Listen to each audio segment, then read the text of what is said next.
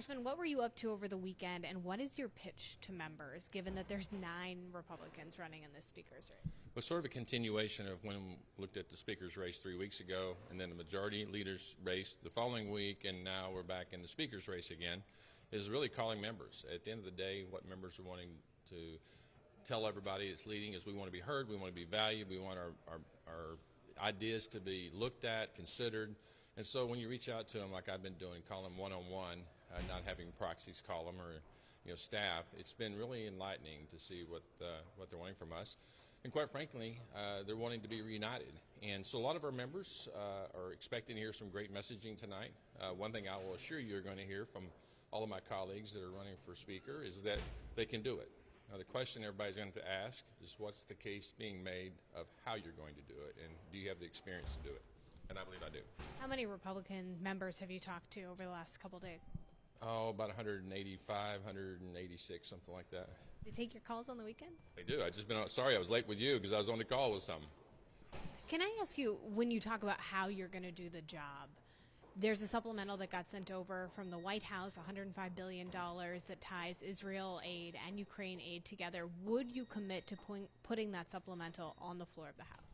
Well, if I were Speaker, what I would do, and I think you're going to hear this from all the Republican nominees or potential candidates here, are that we would split off Israel right now and get that passed because it would pass unanimously. It would send a message not only to Israel that we're in truly supportive position with them, but it would send a message to the rest of the world. Don't mess around. Don't invade our greatest friend and ally in the Middle East. And so I think that's important we get that done. We know there's some consternation around Ukraine. All we've asked the president to do is just tell us where the money's going. He did a better job of telling us that we're going to use that money he's asking for to resupply our munitions with American labor. That is a great start, but also come and give us in a classified setting what's the strategy for Ukraine, because we're going to continue to send hundreds of billions of dollars with no end in sight. We'd like to hear that.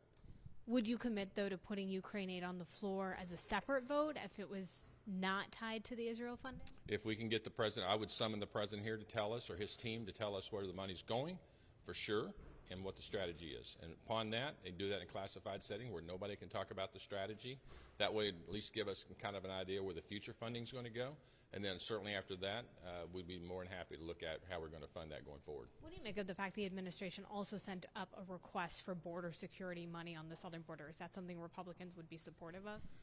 You have to see where the money's going to go. I would argue, if you look at H.R. 2, it's not always about the money. It's about what we're doing with policies on the southern border. A lot of the money that the president's wanting is to buy new shelter in New York and Chicago to shelter more people that are going there. The problem with that is that doesn't solve the problem. It's not a deterrent. It's just now we're accommodating more. And that's a problem for American taxpayers. That's not where the money should be going. I want to talk about the government funding deadline because it's coming up on November 17th. What is your strategy to keep the government from shutting down, and what are you going to tell your colleagues tonight? Well, certainly what I'm going to tell them is we've got to work more days than just 2 that we have on the calendar for the rest of the time we have allotted here. But we're going to have to work more days, and we're going to have to look at a calendar of what that schedule looks like. We're going to have to talk about getting Department of Defense conferenced and getting it passed to send a message not only to the Middle East but to the rest of the world that our military is in full force and full support of the Congress and the White House. That needs to be done. We need to get with the Rules Committee to get the appropriation bills that have passed out of committee, get those on the floor, either in the combined rule, get them passed, get them out and start doing the open amendments, get the appropriators to get the last 2 bills that are being held up right now by Republicans, which is Labor H and CJS, to get those out, and see what we can get done between now and by the November 17th deadline. You want to pass individual appropriations bills and get them conferenced before November 17th? Well, we're going to do all we can to get it done, so at least we have what we're going to do. You're never going to take shutdown off the table. It's not my negotiating, but I'm not going to take all the tools off the table for any speaker, whether it's me or anybody else. They need to have all the levers to push on the Senate, who is always kind of slow about getting things done. Although now the Senate is actually working on some minibuses, which is great. I've been meeting with some of those folks. And I think right now what's going on around the world, people are getting a little nervous that we're having so many fights in Washington, D.C. We need to put our strength back on the table. So would you support putting a short-term spending bill on the floor to avoid a government shutdown? Because it's only a couple of weeks until November 17th. I would, but not right now. We're going to do our work first, and then we'll look at a CR as we get closer. What about for the fuller one-year spending bill? What is the plan there? Well, certainly, again, we'll get appropriation done and see what the Senate wants to do. We know if it goes beyond April 1st, we have a 1% cut automatically kick in. The problem with that has an extraordinary high number just based on the baseline that's going to cut defense. We do not need to be cutting defense right now. In fact, some would argue that it needs to be even more with all the assets we need to move around the world, stay in the Mediterranean. Certainly what's going on right now in South China Sea, what's going on around Taiwan. We're looking to see if China's going to try to make a move in our weakness. There's just a lot going on right now. And so right now we need to be pushing to get those done. I know my bill, my process would be liable somewhere between Steve Scalise and Jim Jordan. I wouldn't want to go immediately to a CR and work under that.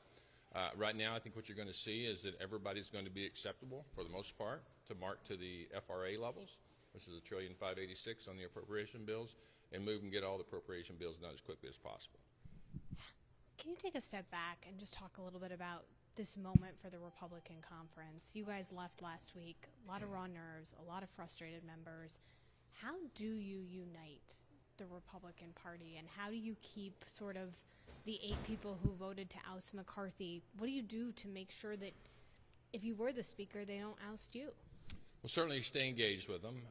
When you're in a small majority, it's a challenge, right? I mean, with the motion to vacate that was given to the conference back on the first week of January by Speaker McCarthy, there were some concerns in by members, and what we saw just 3 weeks ago, tomorrow, it came to fruition. And now what we've seen is the entire conference, not just our conference, but the House is in disarray.